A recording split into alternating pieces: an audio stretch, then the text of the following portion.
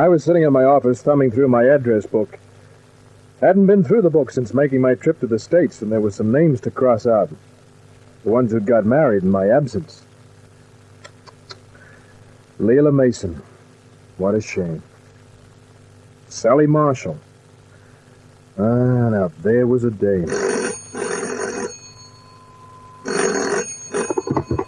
Larry Kent, Private Investigations. Oh, Mr. Kent, my name is June Harper. I'm calling on behalf of my aunt, Mrs. Anna Harper. Yeah, Miss Harper. Well, my aunt would like to see you on a business matter. A private investigation? Yes. Well, tell her to come along to my office. She can't do that. She's very ill and she's in bed. Oh. Well, in that case, what's the address? Number 26, Crescent Drive, Vaucluse. Right. I'll be there as soon as my car can take me. Thank you, Mr. Kent. I was at the house in 20 minutes. It was a big two-storied affair with a triple garage built in. It spelled dough. But then, of course, the name Harper spelled dough, too. Mrs. Anna Harper, a widow, was well known in Sydney society. Her husband had left her a couple of department stores and, of course, a nice bank account.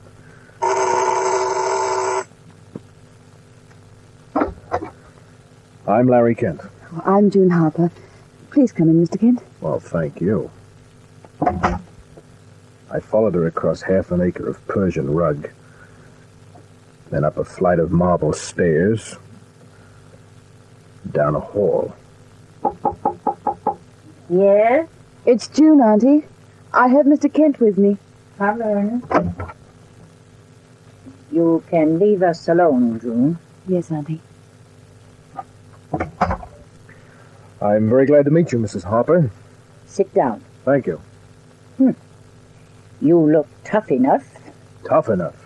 For what? For the job I have in mind. But then, if you're lucky, you may not have to be tough.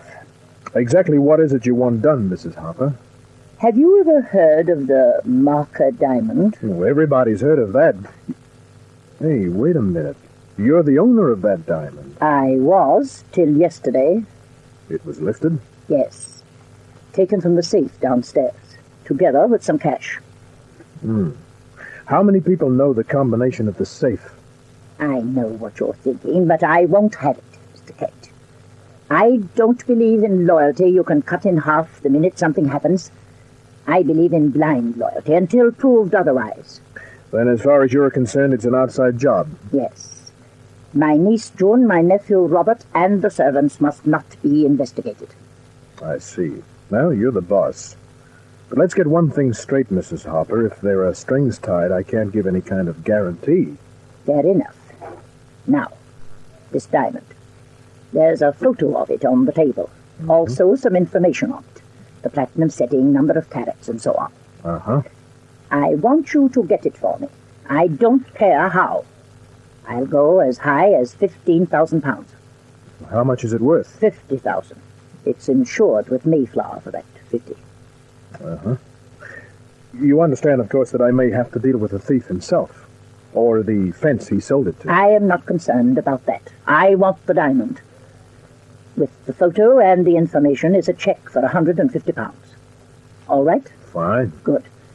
I'll expect a report as soon as you know something. Good day, Mr. Kent. Goodbye, Mrs. Harper.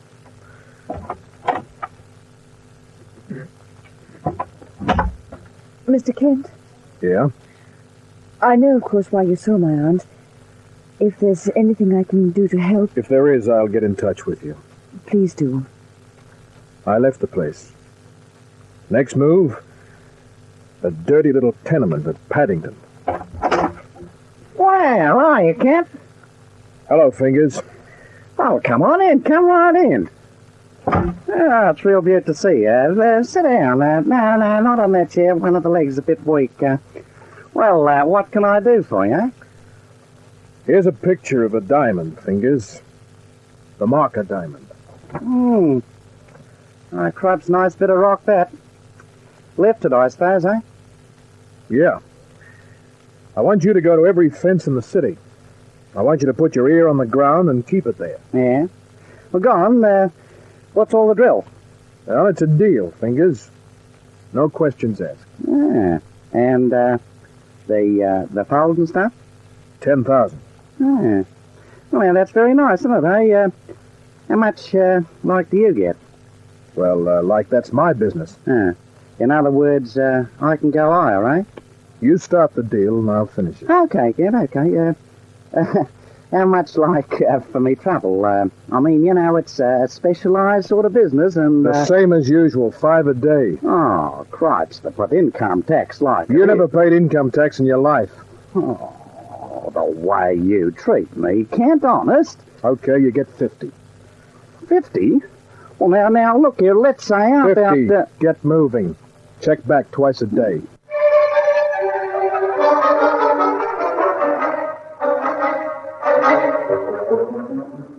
Three days passed. Each check was the same.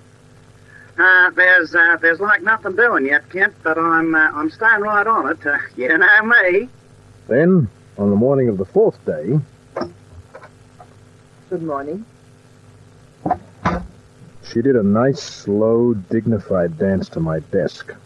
She had a cold but pretty face that led to very interesting avenues of exploration. Her business suit was severely cut, but the tailor didn't have a chance for those curves. Looking at her was like following a road map.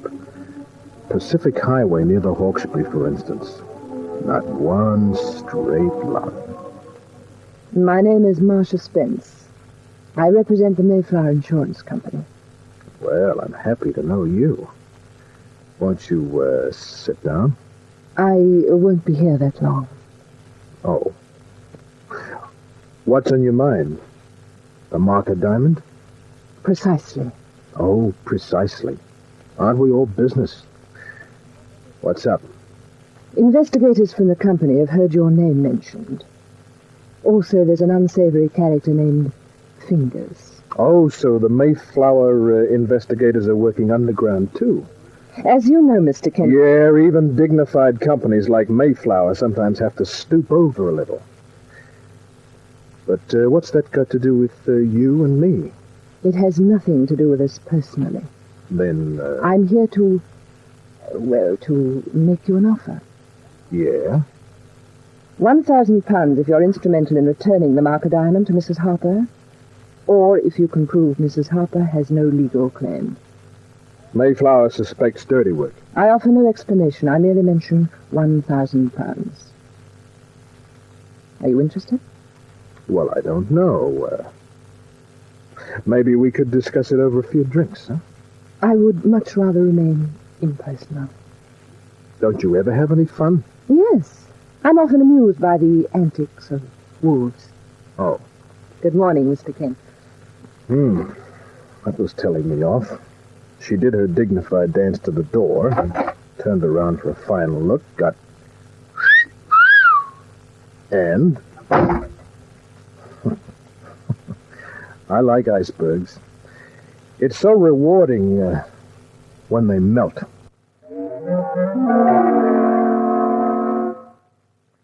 Another day, another visitor.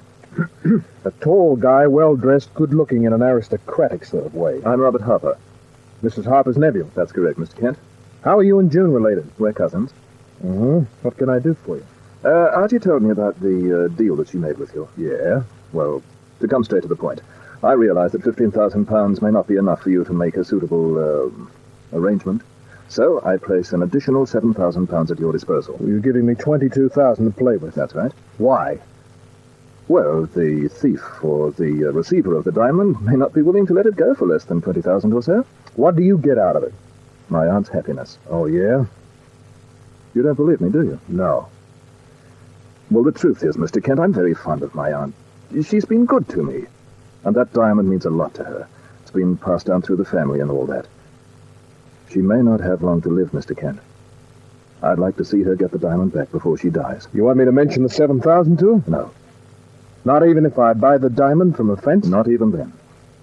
In fact, I offer the $7,000 on the condition that you don't tell my aunt. And I'm not being as generous as I may seem. The $7,000 was hers in the first place anyhow. Okay. Now, look, sorry if I had to ask some leading questions. Oh, that's all right. You can contact me at Hardy's house or at the Sportsman's Club if and when you need the $7,000. He went. Still another day passed. On this day, there was no check from Fingers. I went to his tenement. Wasn't there. His landlady had seen him leave early that morning. I got to my apartment at about 9 that night. Don't try anything silly. What? I've been sitting here in the dark for quite some time. Well, with a gun for company. My locked door didn't give you much trouble, did it? No. I opened it with a special key, then I locked it from the inside. Clever. Is this a stick-up? Oh, no, nothing like that. As long as we're being so chummy, what's your name? I'll tell you what. You can call me Paula. Paula didn't look very much like a stick-up artist. She had big green eyes, an innocent face, and a terrific profile right down to the carpet. Put a dame like Paula on a desert island and then watch all the shipwrecks. Wondering why I'm here? Yeah, and at the same time wishing it was a sociable visit. But I didn't come here to be nasty.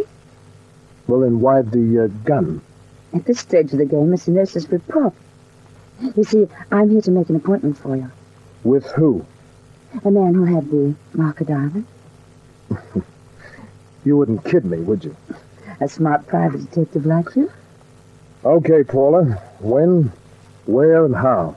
Tonight at 12, behind the library in the domain. A man will be there with a diamond. All he wants from you is 20,000 pounds. That's a lot of dough. Get it and you get the diamond. That's all. Mary. Good night. She backed her way out. I didn't try to stop her, but I went down the fire escape and along the alley.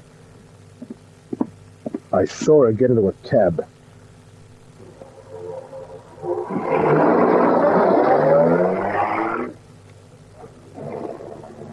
I took the license number just in case.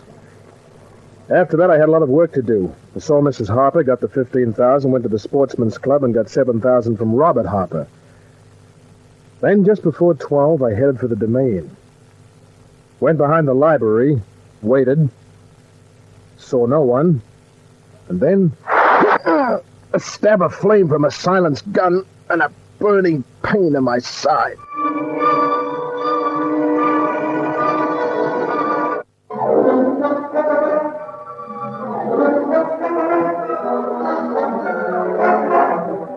I went down when the slug burned my side. Lying on my stomach, I hauled out the .38, looked into the darkness. There were a few trees that threw giant shadows. Something moved in the shadows. I rolled. The slug from the silenced gun kicked gravel into my face. I pressed the trigger and kept pressing. One of the slugs had hit. I got to my feet and ran towards the guy. When I got close, I saw that he was on his knees. He lifted his gun, but... And that was that. Except for the cops who came running from all directions.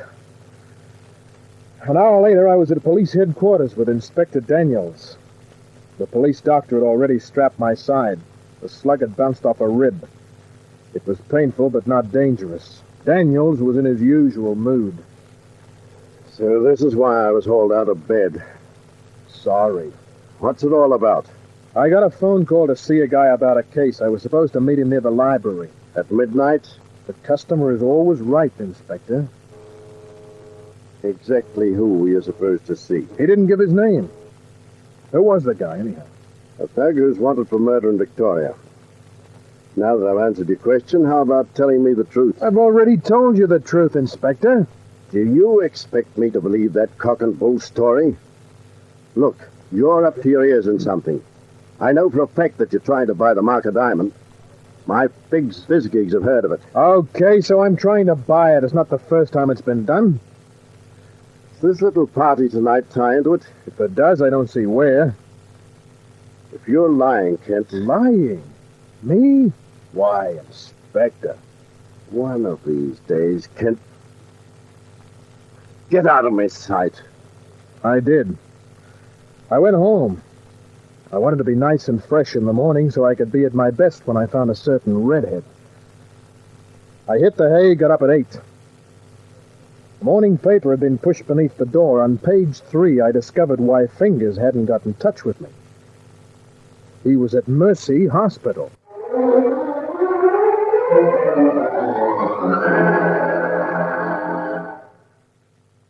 Fingers lay back on the bed, looking like a mummy. Oh, Kent. Oh, Kent. What happened? Well, I did what you told me. I kept my ear to the ground. Yeah? I saw every fence in town. Honest, I did. Everybody who could have been in on the deal. Then yesterday, like I'm walking along Rose Lane. You know Rose Lane up in town. Yeah, I know. Go on. Then bang! Something hits me and keeps on hitting me. And next thing I know, I'm here. Did you find out anything at all? Nothing, honest, Kent. Not a thing. Oh, leave me in peace. Oh, if I don't die, it won't be because I don't want to. Oh, me head, me arms, me legs. Oh, Christ. I left Fingers, told the matron to send the bill to me, and then I went to the Triangle Cab Company. The night before, the redhead had used one of the Triangle cabs. I saw the dispatcher, showed him my license, gave him the number of the cab. He didn't want to play ball till he saw the color of a 5-pound note. And then? Oh, see, Sammy. Fat light down the garage. I went to the garage. A fat guy was sitting on the garage floor, his back against the wall. He was rolling a cigarette. Your name, Sammy? Who wants to know? The name's Larry Kent. The private eye. Yeah. You can do something for me, Sammy. Look, anybody can say they're Larry Kent, you know. I could say I'm General MacArthur. Yeah, you could if you wanted to. Here. My wallet. Have a look at the license. Uh-huh. Seems okay. Nice wallet. Yeah, made out of Texas cowhide. Real thick, ain't it? Mm-hmm. But if I take a fiver out like this, it gets a little thinner. Yeah. Not much thinner, though. You picked up a redhead last night, Sammy. Did I? I saw you. It was on Morgan Street. Was it? Can't prove it by me. Sammy, you keep a log on all passengers, don't you? Yeah. Well, then you can tell me where you took the redhead, can't you? Well, sometimes a bloke gets forgetful, sort of misplaces his logbook. You got a match? Eh? Oh, yeah. Here.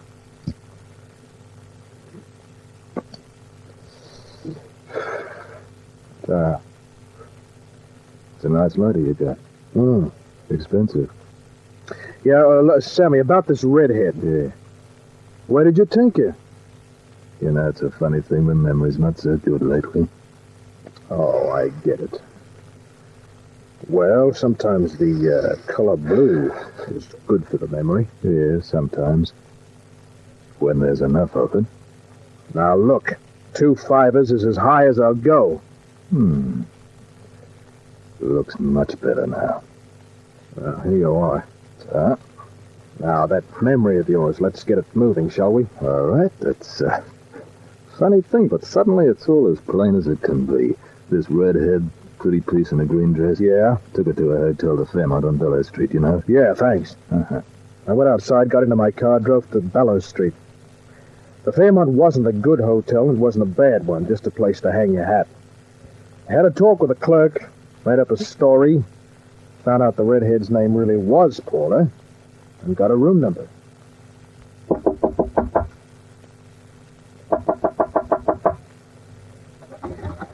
Hi. You can't close the door on me, kid. I used to sell vacuum cleaners. There we are. I'll just lock this. Put the key in my pocket. What are you going to do? I'll tell you what I should do, Paula. I should slap the heck out of you. You're not big enough. That's the way I like them. Good and tough. Makes it easier when you don't want to hit a woman. Stay away from me. What's on the table behind you that you don't want me to see, Paula? Stay away. Move! Well, a photograph. Photograph of Robert Harper. Look what he's written. My darling Paula, all my love, Bob. How nice. Get away from that drawer. Okay. Now take it out nice and slow, honey, and make sure there's no gun in it. That's right. I've been broken. I didn't push quite hard enough for that. So it's you and Robert Harper, huh? Does his aunt know? So it won't matter who knows. Love, it's wonderful. It's too bad. I've got to break it up. You've got nothing at all on us. There's the guy who tried to kill me. Just a paid killer. You can't prove Robert hired him. Why didn't you let me have it when you had the chance?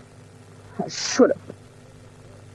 Killing's not in my line. No, nor in your boyfriend's either. You don't get blood on your hands. You let others do it for you like Fingers. That's right.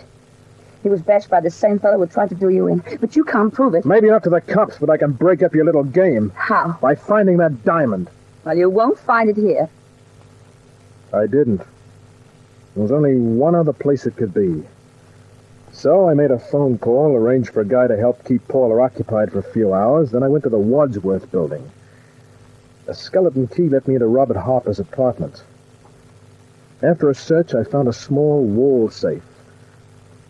Another phone call to a safecracker friend, and he opened the safe. And I had it. The Marker diamond.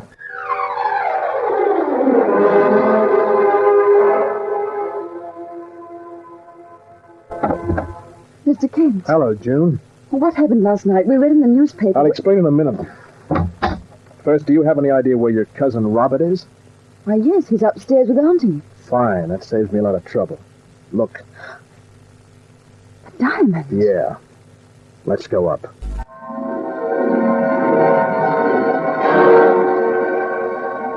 Mr. Kent? Why, this is a surprise. You haven't seen anything yet. Hello, Mrs. Harper. I hope you have some good news for me, Mr. Kent. Oh, I have. Plus your 15,000 and your 7, Robert. But last night you said you'd be able to get the diamond. Yes, we've been trying to get in touch with you. And why did you give Robert that money? It seems to me there's a lot of explaining to do, Mr. Kent. That's right, from me and Robert. What do you mean by that? Sit down and relax. You can't push me around like that. You get up again and you'll make me prove how wrong you are, Robert. What's the meaning of this, Mr. Kent? I'll give it to you fast. Robert here evidently needs money. That's a lie. It's true, Auntie. He's been gambling. I didn't want to mention this, but the other day I heard him speak to a gambler over the phone. It seems that Robert owes him a great deal of money. Preposterous. Give me your version of what happened, Mr. Kent. Sure. Robert lifted the diamond, and then to throw suspicion away from himself, he came to me with an offer to add 7,000 to the money you gave me, Mrs. Harper. I just wanted to make sure that you got the diamond back, Auntie. We'll see. Keep talking, Mr. Kent. The diamond itself wasn't enough for Robert.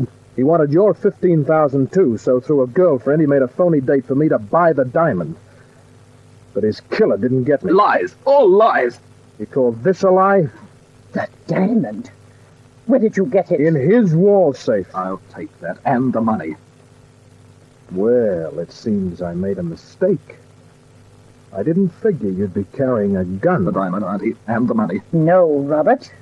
You'll have to shoot me to get it, and I don't think you've got the nerve. Give it to me, or by heaven, I will shoot you. You know, I feel exactly the same. I'll take the gun, Robert. Don't come any closer. I grabbed his wrist, twisted. And now... Nicely done, Mr. Kent. June, get the police on the phone.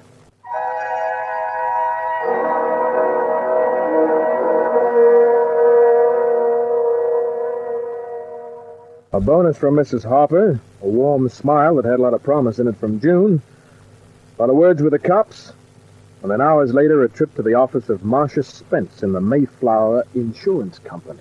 You needn't have come in person, Mr. Kent. We've received word from Mrs. Harper that the diamond's been returned. Oh, there's a little question of, payment. A check is being made out to you. Well, I was thinking about a different kind of payment, something in the nature of a bonus. Please stay on the other side of my desk. You know, I've got a theory about you, Marcia. Mr. Kent. I think there's only a very thin coating of ice. Mr. Kent, don't... That's right. Stand up. Make it easier. You see, I'm going to try to break the ice. Get your hands off. There. Well, what's your answer to that? Well, I guess the ice is a little thicker than I thought. So long. You give up easily, don't you? Did I hear you correctly? Uh-huh. Come here.